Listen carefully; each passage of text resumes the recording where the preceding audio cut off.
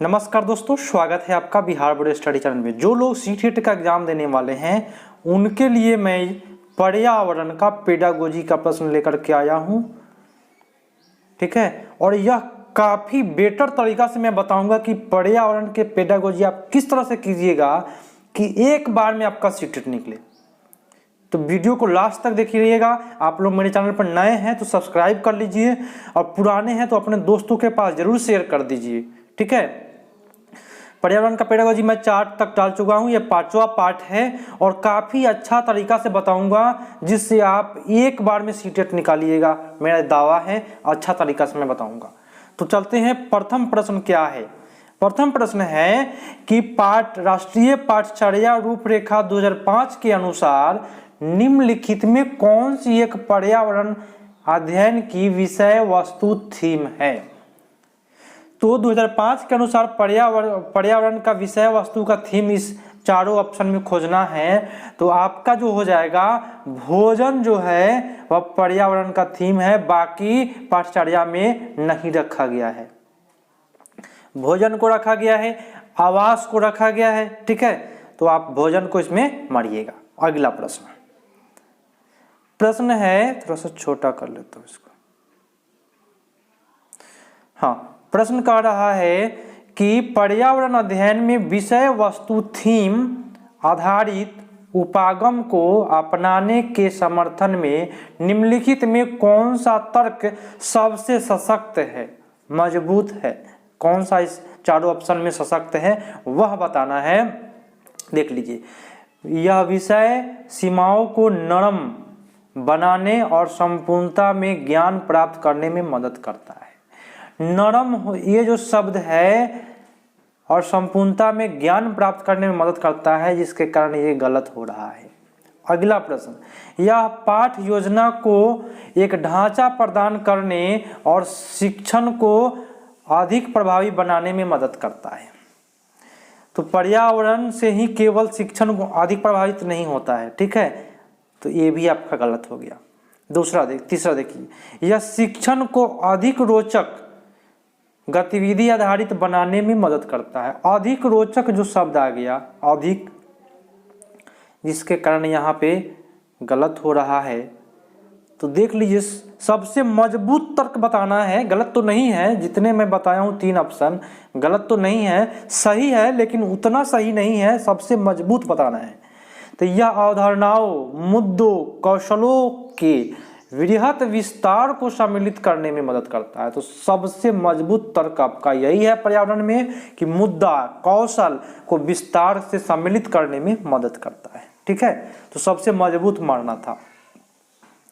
अगला प्रश्न है कि प्राथमिक कक्षाओं में पर्यावरण अध्ययन को सीखने में कहानी एक महत्वपूर्ण पहलू है। पर्यावरण अध्ययन के कक्ष में कहानी सुनने को शिक्षण कौशल के रूप में सम्मिलित करने के लिए निम्नलिखित में कौन सा कम उपयुक्त है।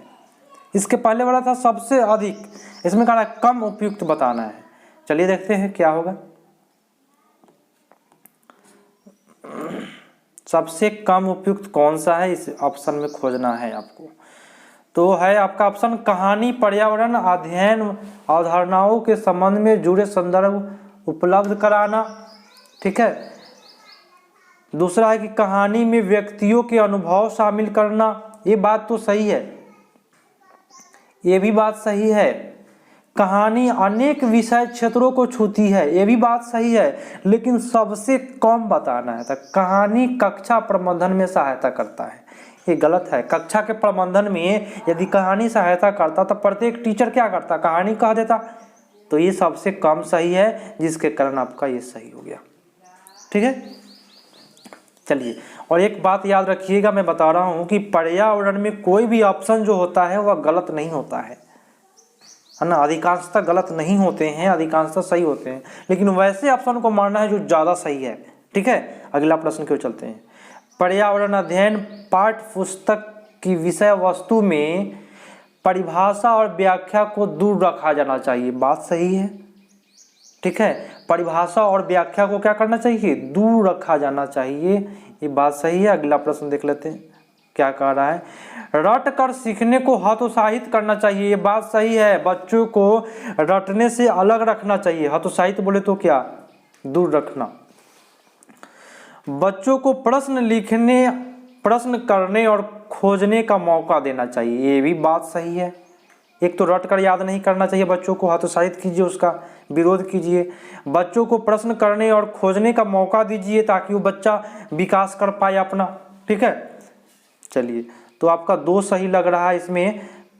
केवल वाले ऑप्शन कभी भी गलत होते हैं, मैं बता रहा हूँ, याद रखिएगा। केवल कहीं भी रहे वह गलत होता है। तो आपका परिभाषा व्याख्या से दूर रखा जाना चाहिए। तो यदि आप परिभाषा से अगर दूर रखिएगा तो सही ज्ञान नहीं प्राप्त कर पाएगा बच्चा। ठीक है, इसलिए आपका 2 और 3 केवल सही होगा। ठीक है, याद रखिए। तो इस तरह से पेडागोजी कीजिए, आपको कोई भी प्रॉब्लम नहीं होना चाहिए। ठीक है, बहुत अच्छे पेडागोजी के प्रश्न सब है। अगला प्रश्न है, देखना है कि पर्यावरण अध्ययन अंतः विषय प्रकृति पर्यावरण मुद्दों को डैश द्वारा संबोधित करती है। किसके द्वारा, तो विज्ञान, सामाजिक विज्ञान, पर्यावरण शिक्षा, विषय वस्तु और पद्धति के प्रयोग। तो आपका ये सबसे बेटर ऑप्शन है। ठीक है, अगला प्रश्न देख लेते हैं। प्रश्न है कि कक्षा 5 का ए है, सेक्शन कोई दिया हुआ है कि शिक्षक एक सवाल देते हैं। कौन सा सवाल देते हैं यह देख लेना है। पेड़ के 5 लाभ लिखिए, फर्स्ट क्वेश्चन। जबकि कक्षा 5 के बी में शिक्षक निम्न सवाल देते हैं। 5 के ए में दे दिया पेड़ के 5 लाभ लिखिए। बी में क्या दिया, क्या होगा अगर धरती पर पेड़ न हो, दूसरा सवाल। तो बताना है कि दोनों सवाल में सबसे बेटर कौन है, कौन सा सवाल क्या है, बद्ध अंत वाला है, कौन सा मुक्त अंत वाला है। मैं आपको बताता हूँ। बद्ध अंत वाला जो प्रश्न होता है उसका आंसर एक होता है, एक ही आंसर होगा। जैसे उत्तर प्रदेश की राजधानी लखनऊ, मात्र लखनऊ ही होगा उसका, वह बद्ध अंत वाला हो गया। मुक्त अंत वाला जिसका आंसर काफी अधिक होगा, 2 या 2 से अधिक होगा, उसको मुक्त अंत वाले कहेंगे। दिमाग में बैठा लिए होइएगा। चलिए, क्या कह रहा है, तो पेड़ के 5 लाभ लिखिए। तो 5 को लाभ लिख देगा तो फर्स्ट प्रश्न क्या हो गया आपका, बद्ध अंत वाला प्रश्न हो गया, अभिसारी हो गया। ठीक है, अभिसारी जो होता है एक जगह इकट्ठा होना, एक बिंदु पर इकट्ठा होना, बोले तो 5 बिंदु पर इकट्ठा हो रहा है। ठीक है, ये जो प्रश्न है 5 बिंदु पर इकट्ठा होना, इकट्ठा होना को अभिसारी बोलते हैं। ठीक है, एक जगह इकट्ठा होता है उसको अभिसारी बोलते हैं। तो 5 जगह 5 क्वेश्चन का जब 5 जवाब देना है तो ये इकट्ठा वाला बात बोल रहा है। बोले तो बद्ध अंत वाला है, बोले तो 5 ही आंसर बताना है, उससे ज्यादा नहीं बताना है। और दूसरा प्रश्न क्या होगा, क्या होगा जब धरती पर पेड़ न हो। तो यह मुक्त अंत वाला प्रश्न है। और अपसारी है, अपसारी बोले तो फैलते हुए जा रहा है, इसका कोई ठीक नहीं है कि कितना निकलेगा, कितना दूर तक जाएगा। इस तरह से फैल के जाना अपसारी। ठीक है, तो आपका बी राइट आंसर होगा। मेरे समझ से आपको बेटर समझ में आया होगा, याद रखिएगा। चलिए, अगला प्रश्न। पर्यावरण अध्ययन की कक्षा के संदर्भ में सिवाय डैश के निम्नलिखित सभी क्या कर रहा है, सभी वांछनीय अभ्यास है। किसके सिवाय सभी वांछनीय अभ्यास है। ठीक है, किसके सिवाय, बेकार, अवांछनीय बोले तो बेकार पदार्थ है ना। तो देख लीजिए, पाठ्य वस्तुओं और संदर्भों की बहुलता को बढ़ावा देना, ये बात सही है। आलोचनात्मक चिंतन, समस्या समाधान के क्षमता संवर्धन करने, बच्चे की अस्मिता व्यक्तित्व का पोषण करने, सही है। वास्तविक अवलोकन के स्थान पर पाठ्य पुस्तक ज्ञान की श्रेष्ठता को स्वीकार करना, ये आपका गलत है। देखिए, वास्तविक जीवन से जोड़ना है, वास्तविक जीवन के प्रश्न देना है बच्चों को। यहाँ क्या कर रहा है, वास्तविक जीवन नहीं दीजिए, पाठ्य पुस्तक का खाली ज्ञान दे दीजिए, बच्चा कीड़ा बन जाएगा रटते रटते। इसलिए आपका ये सही हो जाएगा। सब नेगेटिव प्रश्न था सिवाय बोले तो। ठीक है, अगला प्रश्न है कि महेश कक्षा 4 का शिक्षक है, शिक्षक है, मान लीजिए आप ही एक शिक्षक है, वे वन संरक्षण की अवधारणा पर विद्यार्थियों को संवेदनशील बनाने की योजना बनाते हैं, निम्नलिखित में कौन सी गतिविधि का उद्देश्य सर्वाधिक उपयुक्त होगा। यदि आप शिक्षक हैं और वन को संरक्षण करने के लिए योजना बना रहे हैं तो ऑप्शन के अनुसार आपके लिए सबसे उपयुक्त कौन होगा ये बताना है। चलिए देखते हैं, देख लेते हैं 8 का ऑप्शन क्या क्या कह रहा है। क्या उपयुक्त होगा वन संरक्षण के लिए। यदि आप शिक्षक हैं तो क्या कीजिएगा, तो समूह चर्चा के लिए शिक्षार्थियों को समूह बनाइएगा। तो समूह बनाने से वन का संरक्षण कभी भी नहीं होगा, ठीक है, तो ये आपका नहीं होगा, फर्स्ट गलत हो गया। वाद विवाद प्रतियोगिता का आयोजन करने से पेड़ पौधे की सुरक्षा नहीं कर सकते हैं। एक पौधे को अपनाना और उसके पोषण करने के प्रत्येक शिक्षार्थियों को प्रेरित करना, ये बेटर है। हम क्या बोलेंगे बच्चों को कि आप एक पौधे को अपना लीजिए, इस तरह से कोई पौधा हो, और उसके संरक्षण के बारे में हमेशा ख्याल रखिए, क्या विकास हो रहा है, कैसे विकास हो रहा है, उसके बारे में अवलोकन कीजिए, बच्चों को प्रेरित कीजिए। तो सबसे बेटर यही ऑप्शन होता है, ठीक है। अगला प्रश्न है, मैं अच्छे तरीका से बता रहा हूँ, है ना, समझा करके। अगला प्रश्न है कि पर्यावरण अध्ययन में बच्चे शिल्पकला, चित्रकला को समूह में सीखना विशेष रूप से पसंद करते हैं। चित्रकला, है ना, पर्यावरण अध्ययन समूह में रहकर सीखना बेहतर पसंद कर रहा है, मतलब वो क्या कर रहा है, तो यह सहपाठी अधिगम को बढ़ावा देगा। तो जब समूह में रहेगा तो अपने दोस्तों के अधिगम को बढ़ावा देगा, ये बात सही है। यह सामाजिक अधिगम को बेहतर बनाता है, ये भी बात आपका सही हो गया। जब बच्चे की सृजनात्मकता की प्रशंसा की जाती है तो वह खुश हो जाते हैं। आप बच्चे को प्रशंसा कीजिएगा तो खुश हो जाएगा और पढ़ेगा अच्छा से, और उसके प्रति प्रेरित भी होते हैं, ये भी बात सही है। यह कक्षा में अनुशासन को बढ़ाता है। याद रखिए, मैं बता रहा हूँ, सी-टेट में कभी भी अनुशासन शब्द जो होता है वह गलत होता है, क्योंकि 1 to 5 के बच्चों को कड़ी अनुशासन में नहीं रखना है।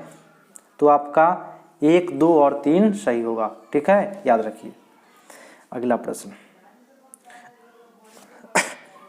है कि प्राथमिक कक्षाओं में शिक्षार्थियों के पास अनेक प्रकरणों में अनेक विकल्प अवधारणाएं होती है, जैसे सजीव। 1 to 5 में क्या क्या पढ़ना है ये बता रहा है। निर्जीव, जल चक्र, पौधे के बारे में पढ़ना है। इन विकल्प अवधारणाओं के स्रोत हो सकते हैं, तो ये जो स्रोत हो सकते हैं, कहाँ से स्रोत हो सकते हैं, चारों ऑप्शन में आपको बता देना है। तो यह परिवार का समुदाय भी हो सकता है, सजीव वस्तु हो जाएगा कि नहीं। पाठ्य पुस्तक चाहे अन्य पुस्तक में भी आप जल चक्र पढ़ सकते हैं। शिक्षक के बारे में भी आप पढ़ लीजिएगा, ठीक है ना। चलिए, कहानी एवं कविताएं, तो कहानी एवं कविताएं ये जो है आपका नहीं होगा, इसलिए आपका ऑप्शन सी हो जाएगा। कौन कौन से आ जाएंगे, आपका ये आ जाएगा, ठीक है। 1, 2, 3 और 4 भी सही होगा, ठीक है। कहानी एवं कविताएं सभी पढ़ना है 1 to 5 में, याद रखिए 1 to 5 में सभी सही हो जाएगा, आपका सभी चीज पढ़ना है। अगला प्रश्न है कि पर्यावरण अध्ययन की प्रकृति निम्नलिखित का समर्थन नहीं करती है। नेगेटिव प्रश्न पूछ दिया दोस्तों, और नेगेटिव प्रश्न पर ध्यान देना है। बच्चे कम गलतियां करें, सार्थक नहीं है। बच्चे कम गलतियां करें, बच्चे तो गलतियां करते ही हैं। नेगेटिव प्रश्न पूछ रहा है बच्चे कम गलतियां करें, ये बात गलत है, इसलिए ये आपका सही हो गया, क्योंकि नेगेटिव प्रश्न है। बाकी सब सही क्यों है देख लेते हैं। बच्चों को करके सीखने अवसर मिले, अवसर कहीं भी ऑप्शन में रहे वह सही होता है। बच्चे बहुत से प्रश्न पूछे, ये भी बात सही है। बच्चे जब प्रश्न पूछेगा तो उसके अंदर विकास होगा। बच्चे को खोजने के लिए पर्याप्त स्थान दिया जाए, स्थान मिले, सही है। नेगेटिव प्रश्न था, इसलिए आपका 1 गलत सही हो जाएगा। अगला और लास्ट प्रश्न है, एक शिक्षक ने कक्षा 4 के शिक्षार्थियों को पढ़ाने के लिए पौधे अंतर्वस्तुओं का चयन किया। आप एक शिक्षक है और 4th क्लास में गए और पढ़ाने के लिए किसका चयन किए? तो पौधे का चयन किए। उसने सीखने के लिए निम्नलिखित अवसर प्रदान किया। क्या अवसर प्रदान किया ये बताना है आपको। तो समूह में पत्तियों का संग्रह करना, पत्तियों को आकार, स्वरूप और अन्य विशेषताओं पर चर्चा करना, अपना वनस्पति संग्रहालय बनाना। दे रहा है उसको देख लेना है, ठीक है, क्या कह रहा है। ये वनस्पति संग्रहालय बनाना, उसमें क्या कह रहा है, प्रश्न ये देखना है। प्रश्न कह रहा है कि इस प्रकार की गतिविधि हेतु शिक्षक को किस बात के लिए सबसे अधिक प्रोत्साहित नहीं देना चाहिए? नेगेटिव प्रश्न है ना, नहीं देना चाहिए। आप शिक्षक है तो क्या नहीं दीजिएगा? तो जितना अधिक पत्ती के बारे में संभव उतना के नाम याद करने के लिए पहल, याद करने की पहल। तो कभी भी सी-टेट में जो होता है याद करना रट करके गलत होता है। तो नेगेटिव प्रश्न पूछ रहा था, ये गलत हो गया, जिसके कारण आपका ये सही हो गया। ठीक है, तो दोस्तों मिलते हैं अगले पार्ट में। आपको सेशन अच्छा लगा हो, अगला पार्ट मैं 12 के आगे करूँगा। ठीक है, अगला प्रश्न 12 से लेकर के 24 तक करूँगा। मिलते हैं अगले पार्ट में दोस्तों। अभी तक सब्सक्राइब नहीं किए हैं तो सब्सक्राइब कर ले, पुराने हैं तो आपको दोस्तों के पास जरूर शेयर कर दें, लाइक करके जाइएगा, कमेंट करके बताइएगा कि कैसा लगा दोस्तों। मिलते हैं अगले पार्ट में। जय हिंद।